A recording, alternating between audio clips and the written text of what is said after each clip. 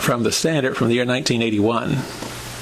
Sport, not politics, for Golden Agers. Horace Brown didn't have the time nor the inclination to talk politics last weekend.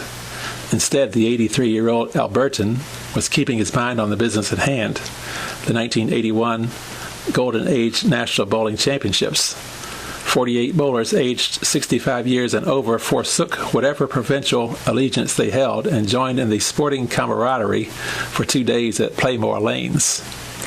Mr. Brown was the eldest bowler in the tournament that included mixed teams of 6 from British Columbia, Alberta, Saskatchewan, Manitoba, Northern Ontario, and Southern Ontario.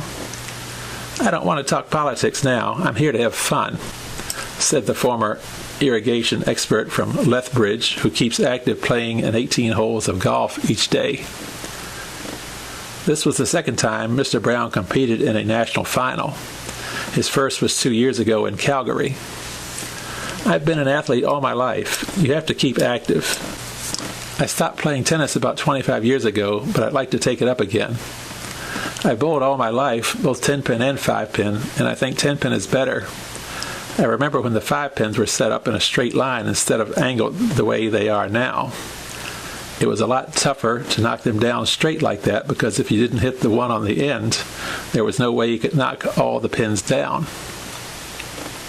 And just to interject, when I was doing my research on the More Than Just the Game book that I completed, there were references to 5-pin bowling in the pre-1900 days. I think it was in the mid-1880s. There was a game called Boston 5-Pins, and from what I remember, it was described as what would be set up like the 6, 7, 8, 9, and 10 setup in regular 10-pin bowling.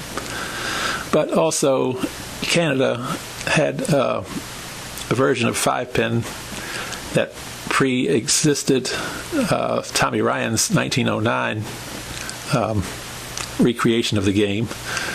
It was a game in which 150, I believe, was the max score.